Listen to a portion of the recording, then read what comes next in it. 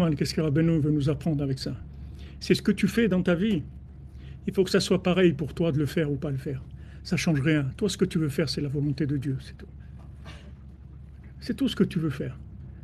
C'est tout, faire ou pas faire, c'est pas ça. C'est bien, c'est pas bien, c'est sympa, c'est pas sympa. On kiffe pas. T'as rien à faire de tout ça. Dieu, tu veux ça? Si tu veux que je le fasse, je le fais. Tu veux pas que je le fasse, je le fais pas. C'est tout. Et si j'ai des tendances, c'est-à-dire j'ai en moi envie que ça soit comme ça aussi il faut en parler.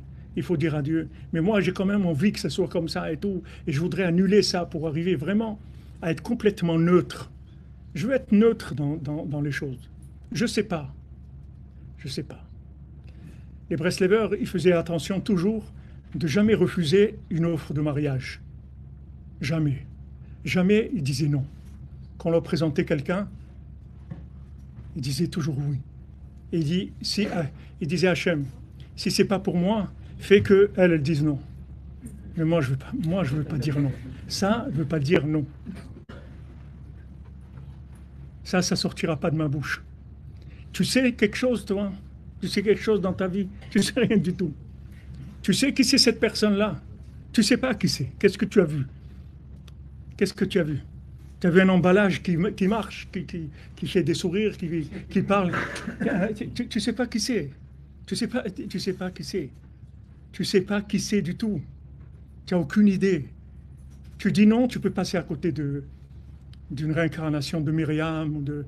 Mais après, tu vas te mordre les doigts pour l'éternité dans l'autre monde. Tu sais rien. Comment quelqu'un il peut dire non? Qu'est-ce que tu sais? Tu sais rien du tout. Comment te dire? Non, mais tu comprends, moi, non, ça va pas, parce qu'en fait, je me suis renseigné, la famille, ils ont des affaires à Dubaï, tout ça, donc on risque d'aller là-bas. Moi, j'ai pas envie d'aller là-bas. Mais qu'est-ce que tu racontes? Tu racontes quoi? Qu'est-ce que tu racontes? Mon cher Rabbeinu, il s'est marié avec la fille de Yitro. Mais il s'est pas marié avec la fille il y en avait des juifs à l'époque. Ils sont sortis, il y avait des millions de juifs. On est sorti 600 000, c'était 20% de ce qu'il y avait. Donc 600 000, 20% de 3 millions. Donc c'était des millions. Et ça encore, c'était que les hommes. Il y avait ceux qui sont sortis, c'est déjà 3 millions. Donc il y avait de quoi. Ça ne manquait pas l'embarras du choix dans la communauté. Et s'est marié avec la fille d'Yitro. Pourquoi? Parce que Yitro lui a dit, tu ne veux pas te marier avec ma fille? Il a dit d'accord.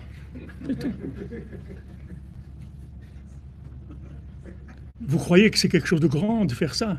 C'est le contraire qui est grand. C'est quand quelqu'un il veut choisir. C'est grand dans la folie, il est complètement fou.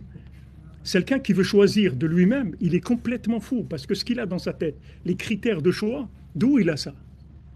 D'où il a ces critères de choix? Non, mais j'ai vu, j'ai des doutes parce que il me plaît pas tellement, ou il me plaît pas tellement. Qu'est-ce que tu sais? Tu sais rien. Combien de gens ils sont mariés avec des conjoints qui croyaient qu'ils n'étaient pas beaux au début. Après, ils sont devenus magnifiques parce que la personne, ça change. La vision des choses, elle change. Tu te rends compte, tu peux passer à côté d'une personne avec qui tu vas faire des choses merveilleuses dans ce monde. Non, monsieur ou madame dit non, je ne veux pas. Moi, quand j'entends non, ça me fait trembler. Ça me fait trembler, j'ai peur. Ça me fait peur. C'est comme si quelqu'un, on lui dit, voilà, je suis le Mashiach, et non, je veux pas. Wow, ça fait peur. Ça fait peur. C'est sûr, quelqu'un qui a livré son intelligence à lui, c'est sûr qu'il doit faire des choix dans la vie. Il faut prendre quelqu'un comme ci, comme ça. Si vous demandez à GPT, là, demandez-lui, voilà, quel est le conjoint idéal, les critères d'un conjoint idéal. Vous allez voir ce qu'il va vous répondre. Il ne va pas vous répondre. Un homme, première chose à exiger, il va au Man à Rosh Hashanah. Il se lève tous les soirs à Chatzot. Il fait 1 heure d'Itbodedut, il fait le Tikkun HaKlali, il va au mikvé tous les jours, il danse au moins un quart d'heure par jour, il parle avec sa femme au moins une demi-heure par jour. Les critères qu'il faut, il ne va pas te les donner. Demande-lui, tu vas voir. Il va te donner le ramassis de toutes les poubelles imaginaires du monde. Et quand ils ont fait de l'extrait de poubelle, voilà qu'est-ce qui est sorti. C'est tout. Et voilà pourquoi les gens ils ratent leur vie, c'est tout. Il n'y a personne qui a été avec la Emouna qui a perdu, ça n'existe pas. Celui qui va avec la Emouna, jamais il perd.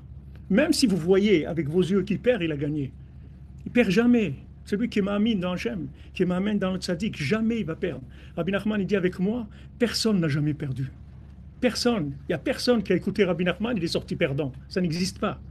Ça n'existe pas parce que ce sont des tzaddikim qui sont des visionnaires, qui voient, qui contrôlent, qui ont du pouvoir, qui peuvent faire des choses extraordinaires, qui peuvent retourner des situations, qui peuvent faire des choses incroyables.